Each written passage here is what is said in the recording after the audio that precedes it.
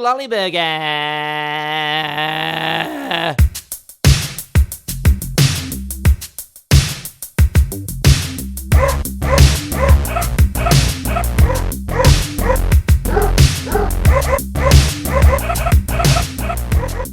Hello. This is episode 3 of the James Talks for 30-minute podcast. What's the date? Sunday the what is it, Lance? It's like the 15th or something. No, it's the 16th. It's Sunday the 16th of February in Melbourne, in Reservoir. And if you don't know, where that is, that's like, what is it, like 15k? Oh, like 15k's from the city. And it's like actually, before I start, please. If you want to listen to this podcast, it's on YouTube. You just search James Talks for 30 Minutes podcast on YouTube. You can listen to it on Acast as well. Just search for James Talks for 30 Minutes, or you can listen to it on SoundCloud as well. James Talks for 30 Minutes podcast, and please subscribe to my YouTube channel if you can. I think I've got 2 subscribers so far, so I'm fucking killing it. No, I'm not. It's bad. But I've only done 2 episodes. That's 1 subscriber per episode. So if you look at it that way, it's shit. But, hopefully you guys will hear this and then things like... And I haven't, I'll ramp up the promotion for it soon, hopefully. And everyone will get around it. If not, that's fine. But, I've had some good feedback. People have been saying they've been liking it and stuff. So thank you very much for that. And giving me suggestions of things to talk about, which is good. Someone told me to. Well, actually, I tried to do this episode 3, a bit ago, like last week, but I just wasn't feeling it. Like I just started talking, and I was like, oh, shit the bed. It's just not coming through. But like sometimes that's the way life goes. You might be trying to do something, and then it just fucking sucks. And that's fine. And then you just try again. But there was some good stuff. So what I'm going to do, I'm going to stop here, and I'm going to play that bit to you now. And then I'll come back and do the rest of this one. So here's the first part of episode 3 that was wrong. That was shit episode. But then this was the little bit that I thought was all right. Listen to this. Dad strength. When do you get so strong? Why? Like, my dad's so strong. He's fucking... His arms... Like, how... When do you just get dad strength? And then you just become, like, this really... I swear, like, dads go... Okay, so dads go 2 ways. I've found. Like, white dads go 2 ways. Right? It's like, they're either cycling dads who are all about having the latest MacBook and going and looking and touring private schools to see what they're like for their children, and always being annoyed when they're on their bike at cars. Cut me off back there. That's how they talk. No, you cut me off back there. Haha. Okay, so that that was me talking about fucking your dads, because dads are fucking important. And there's, honestly, like, if you're like my dad, if your dad is like my dad, then essentially, like, isn't it weird? Because, like, when you're young, you're like, your parents are like, you're like, whoa, this is just fucking, like, these people know what's up. These people, I'm not saying my parents don't know what's up, because they do, but, and this just goes for anyone, I'm not just saying my parents, but, like, when you're young, you're like, oh fuck, like, wow, like dad said that that no more pool after 6 p.m. and you're like, that must be when that's it. Like, I can't be in here after 6 p.m. It's bad. It's a red flag. But then you get a bit older and you just realize that, like, they're just people. Like, they're just people with their own. They were just trying to do. Like, I'm 31 and I don't know if I could look after a kid. I'd just be like, yeah, do whatever you want, man. I'd be one of those parents. You get those parents that are like, I don't set boundaries on my children. Why would you? People like that. And I would never scold my child. I mean, I wouldn't hit a kid. Not my kid, anyway. No. But, like, But then, yeah, you just realize they're just people, and like they were just sick of your shit, basically. Get out of the pool, and you'd be like, no. And like, get out of the pool, and you'd be like, oh. And then you just go to bed, but you'd sort of be like, well, that's the rules when you're a kid, and you just grow up and you just realize. Like, I had this epiphany. I thought to myself, well, you know, I was like, you know, anything Mum said when I was a kid was right. That's it. And then you get older, and then you're like, you get older, and you're like, oh, they're just people, and that was just their opinion. And I think to myself as well too. I love my mum, but I think to myself as well now, like going back, I think to myself now, I'm like, I think I'm a reasonably rational 31-year-old. I'm like, fuck, she went on about some shit. You know, one time I was okay, like I was like the most clean cut kid ever. Like I never did anything bad really. One time, me and my friend, we spray painted. We were like 12 or 13. No, maybe 14 or 13. And we spray painted down the end of my street on the ground when my dad was out on during a weekday. It was like school holidays, and we went and bought silver spray paint from Chicken Feed, which was like this shit bag, it's like shiploads for Tasmanian, and it's not there anymore. And the symbol was like a little chicken holding a sword. And the song was fucked. It was like, chicken feed is all you need, because a little goes a long, long way. And that was meant to be like the little, well, he was like a baby, what is it, chicken. What are they called? Chicks. Yeah.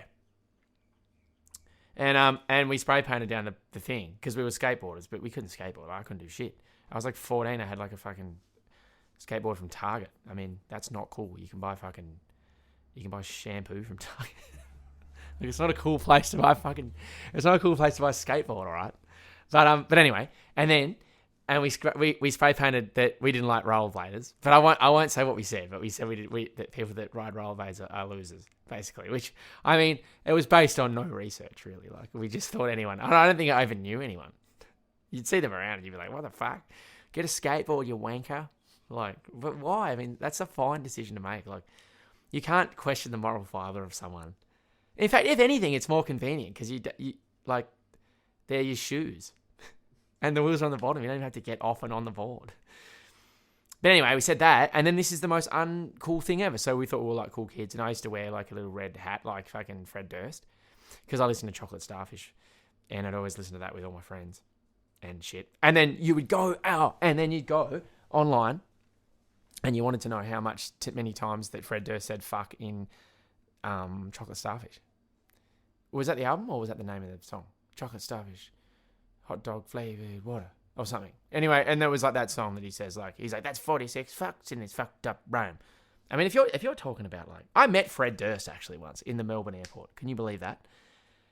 At Limp Bizkit, right? Like Fred Durst, the king of just like controversy in like late 90s, early 2000s, like Fred fucking Durst. And he's like walking past with like his hat on and shit. And John Otto, the drummer, I'm a drummer. John Otto, the fucking drummer, was there.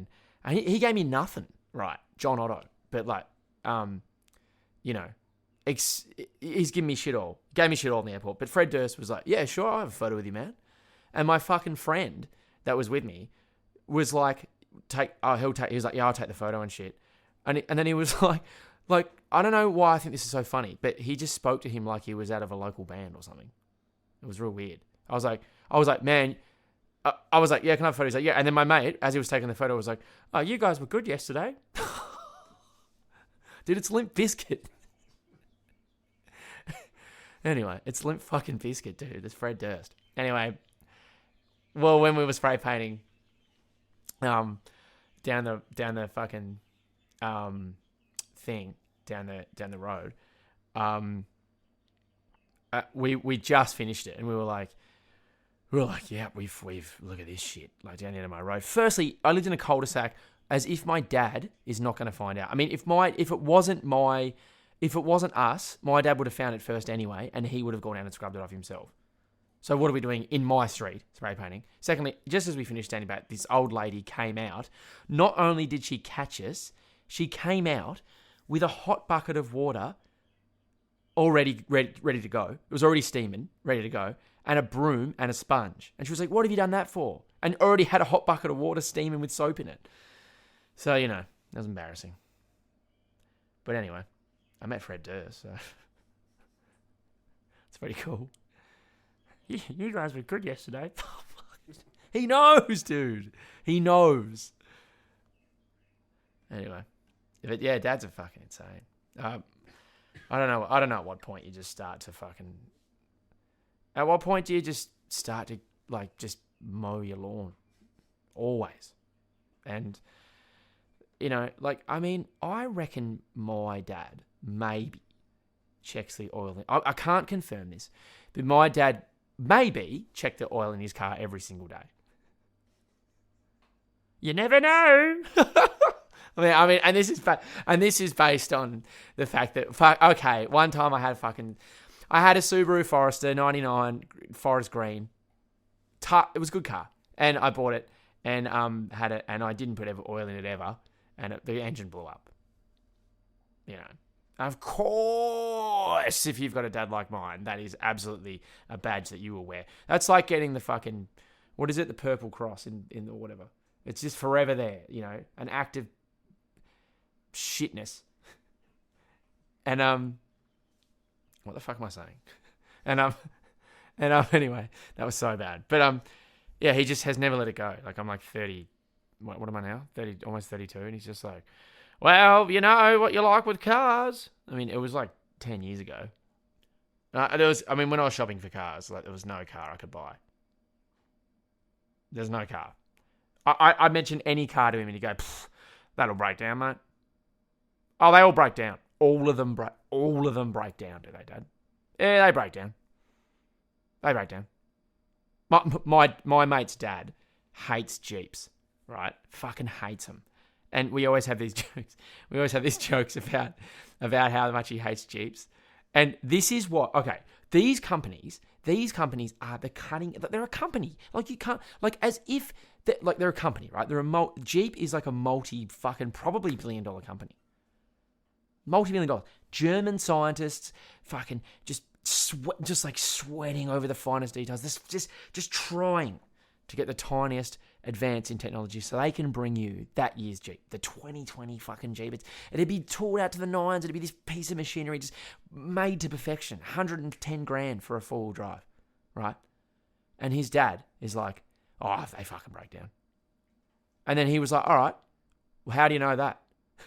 And this is what he said. This is literally what he based it off. He's like, oh, I used to work with two blokes in East Melbourne, and they're whinging about him. That's his whole research on the company.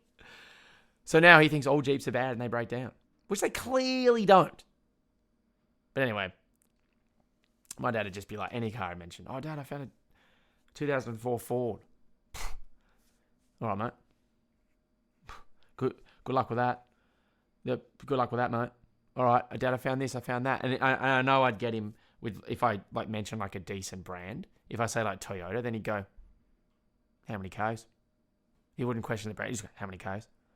And then if it was anything he didn't like, mate, that will last you a year. But then this is the thing. I got him with one of the cars. Like, I got him with it. He couldn't question it. I was like, Dad, it's a Mazda. And he was like, all right. How many Ks? How many Ks? And I told him, and he was like, yeah. And I kept going, and he couldn't get me. And this is what he said at the end. He just went, oh, mate, it's your life. Oh, jeez. Oh, my God. But anyway, if you listen to that recording, I'm pretty sure I spoke. Lance is going to cut it in for me, but I'm pretty sure I spoke about how, like, dads will just turn to fucking cycling dudes who are always for sure restoring a French car from the 50s. They're always like, I might work on the Renault this weekend. One of those like Le Mans 24-hour race cars. And they always go and look at this is what I said. They always go and look. They tour. That's when you know that you are white. You are so white if you go and tour a private school. When are they having an open day? 3 years in advance when your kid's not going to go there yet.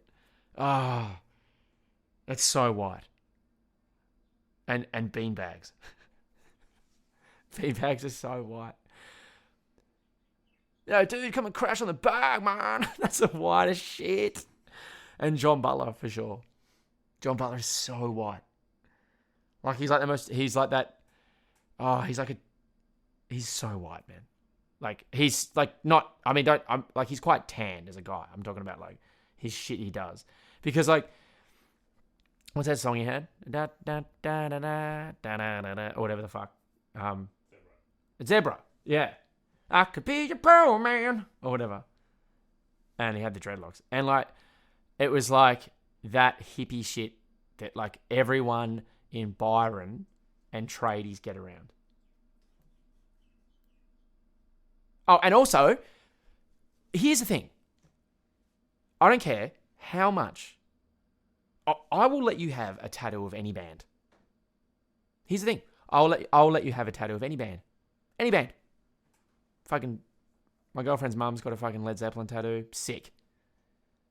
And I've seen people around with tattoos, like tattoos from bands that I don't vibe with at all, and that's cool. Like, I saw like a fucking, what have I seen? What did someone have? Like, someone had like a Sum 41 tattoo, and I was like, oh, that's cool. Like, I mean, they're fine. Like, you know what I mean? But I get it, because these lyrics and stuff mean lots to people, or whatever, you know. Like, and I love music so bad. I don't know if I'd get a band tribute tattoo, but all I'm saying is you can have a tattoo of any band you fucking want, except you can't have a band of Foo Fighters. You can't have a tattoo of Foo Fighters. Just don't. Never have it. Because what? Like, they're the fucking worst. I'm sorry. Like, that Dave Grohl thing when he's like, don't tell me how to make a record. Okay. He's such a chump, Dave Grohl. I'm sorry, but oh my God. And every trade, he's just like, yeah, man, Pretender means so much to me, man. It's fucking sick, man. Oh, I hate that band. I mean, I hate's a strong word. I don't hate them. They just suck. Foo Fighters. Oh my God. It's something about Dave Grohl just kills me. I don't know what it is. He's just such a chump.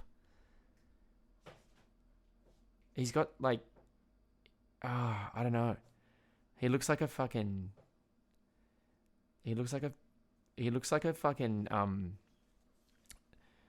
just a little. I got nothing. I got nothing. I just can't get around Foo Fighters. They're just, everything about them just makes me want to. But every tradie loves them, and just don't. Here's my tip: don't get it. Don't get. If I ever see a tribute tattoo, about the Foo Fighters at all, I'm gonna go up and I'm gonna go, dude, fucking, go away. I would absolutely get a Led Zeppelin. I would absolutely get a Limp Bizkit tattoo before I get a Foo Fighters one. In fact, actually, you know what? I will get the words somewhere small written on me. If I ever see anyone with a if I ever see anyone with a Foo Fighters tattoo, I will get the words Limp Bizkit written on me somewhere small. I will. I absolutely will. I'll get it real small and I'll get it somewhere. I'll get Limp Bizkit written on me. They were cool back in the day and I enjoy them. I mean, I barely listened to them ever since. And they're just that. Everyone loves it. When you're at a party and Limp Bizkit come on, everyone fucking slams it. If I ever see anyone, okay, here's the thing. You can't, if anyone knows anyone, you have to know them personally with a Foo Fighters tribute tattoo, and you can prove that you know them and shit. I will fucking send it to me, and I will get Limp Bizkit written on me somewhere. That's how much I'm positive that everyone thinks that band is sick, but just it's also Foo Fighters. So bring it, send it to me, and I'll get the words Limp Bizkit written on me in like tiny writing somewhere, like on my ankle or something. Imagine if I did. Fuck, that'd be sick, wouldn't it? I mean, it'd be fucking fucked, but it would also be good, you know. Everything. Yeah, and also as well too, parents are not like what they used to be like. I swear to God that like my dad would just be like, "Don't do that." He was great. He's the best dad ever. But he's like, "Don't do that," and he'd just smack me, and I'd be like, "All right," and I would fucking never do it again. I'd be like, "Okay, cool," because I was scared of my dad for sure, 100%. Like in a good way. Like I love him and stuff, but like I wouldn't do anything if he told me to not do something. I would not do it. You know. But like these days, I think parents just have like. What is going on with modern parents these days? I would never like smack if I had a kid. I don't have any kids, but I would never smack my kid, you know. But like, I mean, like, I guess I could tell it to like, I'm not a very like, I guess I could tell it to, you know, like piss off or whatever. Like stop being shit, shut up, or don't do that. That's lame, or that's naughty or whatever, you know, and let them know over and over again until they stop doing it. But parents these days are just so like, especially over here, you see some like young parents and they're like, you know, they're like trendy parents or whatever, and just fuck, like it'll always be shit like, Tommy, don't do that. Tommy, don't do that. That's a level 2 naughty.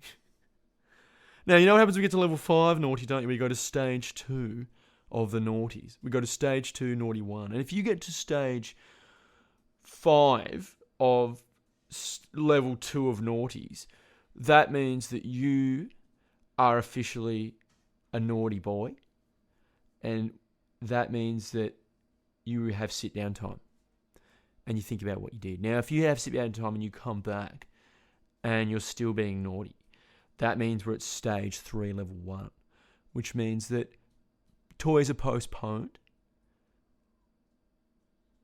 and you will not be able to speak out of turn. It's always stuff like that. What is going on? My parents would just be like, oh, I saw this thing the other day. How many times have my parents in my life asked me to take the meat out of the freezer at fucking 12 o'clock when I'm at home and they're at work, and I don't do it? And you hear my dad's van like, I was like, oh, and then you run. You're like, fuck. And you run and you get it out, pretend like, I don't know, it hasn't really thought off very much, has it? Always that. Or like, I tried one time, I was like, oh yeah. I'd get it out and then I'd just put it in the microwave for like 40 seconds. And my dad just saw through it straight away. He was like, dude, you're an idiot. But before that, I'd be like, oh yeah, it's thawed a little bit. Yeah, I got it out a bit late, but yeah, it should be right. And he's like, you microwave this, didn't you? No, no way.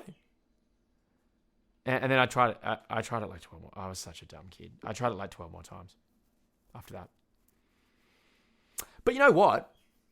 I saw. What the fuck? Why do Bogans love Ned Kelly so much for? Like, what do Bogans have to do with like? What do Bogans have to do with Ned Kelly? What do they have to, like, you know, on the back of the wheel covers, spare wheel covers are the most Bogan thing in the world. Bar zero. Absolutely the most Bogan thing.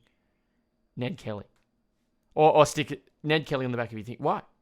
He was a bushranger, an outlaw bushranger that hid in the bush in the 1860s or whatever, and wore a tin helmet to fight police. What does that got to do with smoking darts? What does that got to do with smoking darts and fucking complaining about? I said this thing the other. I said this the other day. I was like, what's more Bogan? What is more Bogan? Walking around Woolworths. Walking around Woolworths with a fucking with your Coke that you're gonna buy, drinking it already. That's so Bogan. That is so Bogan doing that. Or goddamn biting into a burger at McDonald's, and then you see them and they like and they walk back up to it with it in the packet. Every Bogan does it. What are they ordering? What's a cheeseburger? What would you maybe no pickle? Everybody loves no pickle. I heard that McDonald's don't put a pickle in their burgers. Or they do. Sorry, they do put a pickle in the cheeseburgers. So it's not actually classed as candy. So apparently that's what they do. Apparently that's what I've heard. I don't know if it's true or not. I haven't looked it up. Lance, could you do a fact check for me? I physically can't right now. Why? I can't get the internet. Oh, you can't get internet? Nah. Oh, shit. Damn. I'll fact check it and get back to you. Just fact check it, bro. And if it comes through, you know, I can talk about it on the next podcast. But that's what I heard. I heard that they have to put a pickle in there because if they don't, it has a sugar level or something like that, or a glucose level or something where it's actually classified as a lolly. So you know what I mean? That's that. That's a lolly. Imagine. So if you don't get the pickle, you got yourself a little lolly burger. Lolly burger. You get yourself a fucking. You got a. Not a cheese. It's what? I mean, how is it a lolly? How is it classified as? And why is there a criteria lolly? That's the dumbest criteria ever. I want to know what classifies a lolly. What's the minimum? What's the minimum I got to do to be eating a lolly? What percentage is? It's obviously sugar and fructose, whatever the fuck. You know. Oh, what about when you used to go to Target and you'd go to get those cups of lollies from Target, and you just eat so much of them before you'd actually buy it. And I mean, of course, like. I grew up in this place. I grew up in Glenorchy, Tasmania, which is a shithole. And, well, it's actually not too bad now, but it was an absolute shitbag when I grew up in it. You know. And you would go to Target and, like, you know, you got to get those jumbo lolly cups and fucking, you just, like, fill them, but you just eat so many. And so many fucking absolute bogans would just be there. You know, just like, the chicks that would like hairspray their hair back so tight and wear like a massive hoodie with like flare jeans. Oh my god! One time I was at a house party, and this is years ago. I was like honestly like 17, and I found this so funny. This is where my brain goes and stuff like this, right? I was at this house party, and this dude comes in, right? This dude that was at the party comes in, this pretty like tough looking dude, and he's like, "Everybody get back!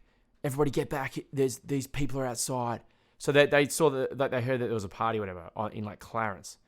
No, it wasn't in Clarence. It was in like I can't think where it was. It was somewhere on the Eastern Shore. It was like Lauderdale maybe. Anyway, I was there at this party, and it was pretty like, you know, it was like a house party, whatever like that. And this group of fucking people who obviously realized there was a party, and they just came out and put out the front. And there was like 15 of them, and I went out to see what it was, and there was just this group of people that I think just go around, and it's like their land. Like they were a gang. They were a gang of like dudes and chicks that wore hoodies and flares and had hairspray hair. Because that's what you did when you were... Oh, and then you get a tattoo of a butterfly on your lower back. As soon as you're 18. And you wouldn't tell dad. You know they didn't. But I went out and I was waiting for my friend's dad. My friend's dad was coming, like zooming down. He heard about it and stuff. He was coming to get us. And I said something to, like, I was like, "Where's my friend?" I said my friend's name. I was like, "Where are they?" And then one of the chicks was like, "Who gives a fuck?" Like that. So they're just there to cause trouble, obviously, and stuff like that. And I looked, and her jumper said Eastern Shore Girls. They had gotten them made. They'd gotten hoodies made to go around and go to parties and stand there and be fucking shit. Oh my god. I want to know where those people live. Oh, no, I don't. I want to know what those people do now. Because Eastern Shore Girls. I'll never forget it. I'll never forget it. I had this friend called Terry. Oh, he's like the coolest dude. And I was with him. And I'm weak. And these dudes are all like willing to fight and stuff like that. These guys. And I was like, I'm not honest. And my friend Terry, he's cool as shit. So he was like, yeah, you know, getting all ready. Nothing happened. But these I just couldn't get over the merch. I didn't want to fight. I was so impressed they had merch. I was like, oh my god, I can't believe it. Like, you know, like usually it's a Roxy hoodie or something, or what's that brand with the rhinoceros that was on it? Started with an E. Etnies, was it? Something. Yeah. What was that brand with the rhino on? And I used to wear that all the time. And then, yeah. But, fuck. Yeah, I never forget that. It's burned in my memory. I was actually in danger because all these dudes were there like they were gonna fight and shit. When I was like 17 or 18, I was really young, and they were gonna fight, and I can't fight. Like I'm so scared and weak, and I was in physical danger in a neighborhood way away from my house, but I just couldn't believe I had merch, so I didn't even care. That's when oh my God. That's when you know it. Imagine. Oh my God. Anyway. But yeah. Yeah, but I think I'm actually running out of time. This is gone. I haven't really spoken about anything much I was going to talk about, but you know. But yeah, that's been pretty good. It's been a bit of a different episode today. I look, I don't actually hate Foo Fighters that much. That was just more of a joke, really. But you know, my promise stands. If somebody wants to show me someone that has a Foo Fighter tribute tattoo, because they're just cheesy, you know, like they're just cheesy. But I respect any band that makes it big, so I don't hate them or anything, but they're just cheesy as shit. But anyway, look, I'm going to wrap this up because I think this is going to be long enough with the clip of me included from the last one. So thanks for listening again. Please like this and review it, and subscribe on YouTube if you can. Yeah, I'm still a bit like down and out actually, so I probably don't sound as bubbly as I usually am, but I promise I'll be back up and running for the next episode for sure. So thank you so much, and yeah, peace out.